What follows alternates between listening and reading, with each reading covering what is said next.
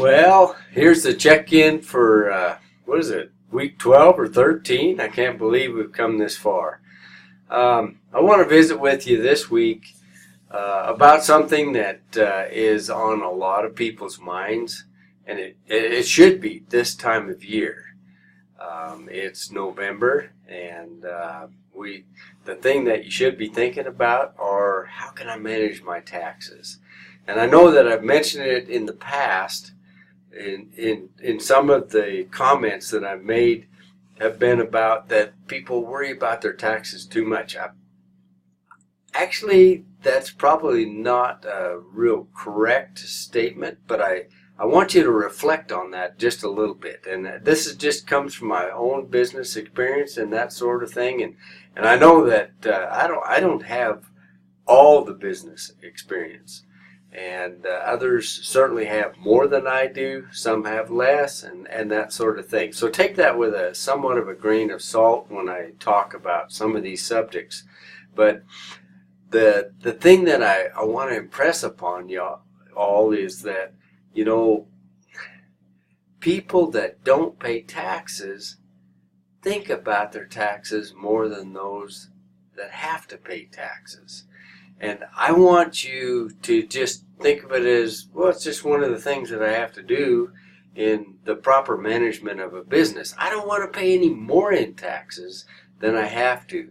My job as an entrepreneur, as a business person, as a farmer or rancher, is to maximize my profits so that I can take care of myself, so I can take care of my family. That can go beyond that to my community and that sort of thing. So anyway, and those are basic economic kinds of concepts. So what I want to do, what I'm going to tell you, that at least with the current tax code, and here's the intimidating thing, is that on the news it tells you that they could fill a whole room, and I'm talking about a big room, not probably your whole house kind of size room, with the tax code that we currently operate under. But the only thing is that we only have to pay attention to the part that pertains to us. And if we do proper planning, we can operate under the concept of profit maximization with tax strategies. And last week we were talking about depreciation for management, okay? Possibly part of this week will be devoted to actually showing how we can deplete, we can depreciate, and that sort of things that are acceptable under the IRS code. That's actually what we're talking about, is you can strategize in order to minimize the amount of tax that you have to pay, at least at the federal level.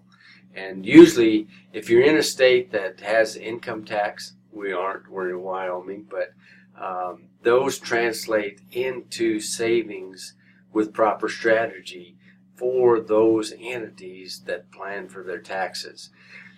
And I will tell you that October is the time, if you have a fiscal year which runs from January to December, to start planning for those taxes. You'll have a good idea of how profitable you are, whether you'll need additional deductions in order to decrease your tax liability and that sort of thing. So this is the time. We're in November now, so this is the time to actually be thinking about those things. Okay, now, so having said that, what I want you to do for this week, and this is the only assignment that I'm going to have you do for this assignment, because this will continue on to next week as far as tax strategies and your record-keeping system. But I want you to go out and interview a business person.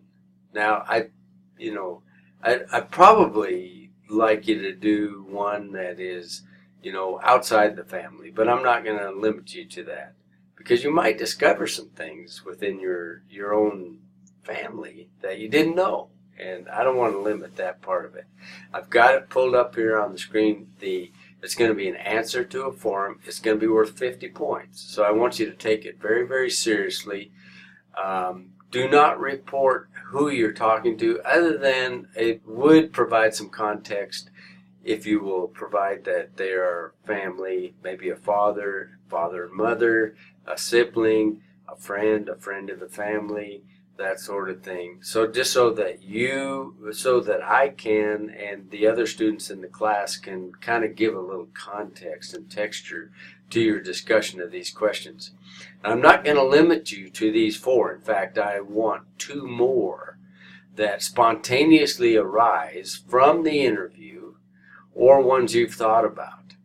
One of the things, if you actually take this thing seriously and you're asking people questions, is that questions lead to further questions as our curiosity builds in all this. And you should be curious about this if you're startup businesses or you're thinking about starting a business and that sort of thing, okay?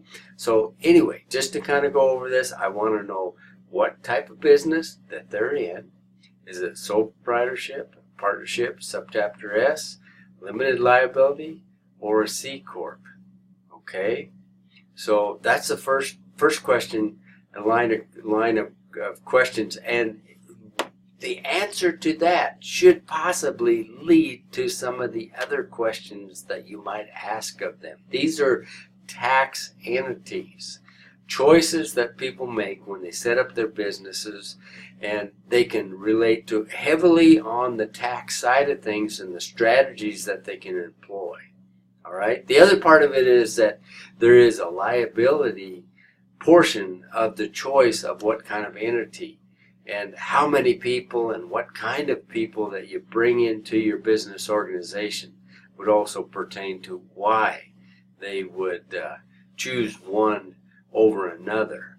Okay, so the second question that I want you to answer, or want them to answer from you, is why did they choose this particular entity? And that can relate to the discussion I just brought in. So hopefully that will spawn some additional questions. And what are the advantages that they have experienced and the limitations to how they operate in which tax entity?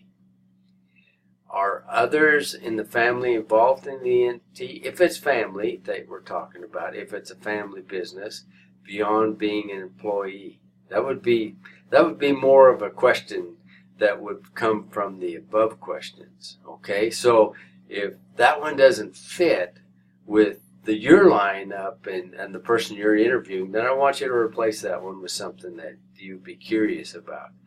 Are there major tax advantages? And probably through the discussion here, you will find those out, the ones that they are employing in their business. Just as a little add-on here, you could ask them things like, do they start thinking about tax strategies, and when do they do those kinds of things? Is it before the year is ended, or is it after? Good question. And if they had a perfect world, how would they employ that type of strategy? Many people actually think about these things when they meet with their accountant after the year is done. Not everybody. But if you want to minimize your taxes, this is a must. And this is the one thing that I always tell people, and they kind of look at me and it's like my border collie. They kind of put their head over here like this and look at them like, are you crazy or what? But actually, management for taxes is fun. You say, you're crazy. Well, a little bit, but that doesn't hurt. The fact that you can actually manipulate your bottom line, your profitability, you do it in other ways on how many acres you planted, how many cows you run, and all kinds of things. So why wouldn't you want to do that with your taxes? And our tax system, the progressive tax system with the incentives and all that's involved in it, the government is encouraging you to take advantage of it. I mean, I know the political season's on, and you're hearing this and that and everything about people ought to pay their fair share and that sort of thing. But a tax system, the one like we have in this United States, actually encourages people's behaviors. And I don't think most people actually think of it that way. So, I mean, when you think about a subsidy for solar, well, they're actually encouraging you to invest in solar for your business or as a business.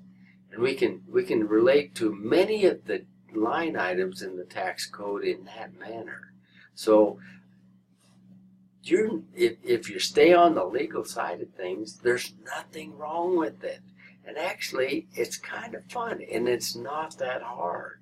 Most people have this perception about taxes that it's just way off base. There's only a certain amount of it that actually pertains to you.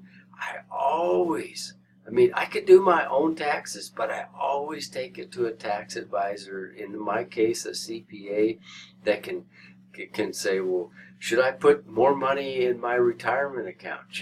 And how does that relate back in the steps to my business? Can I take it out of my business and put it into a personal retirement account at this point?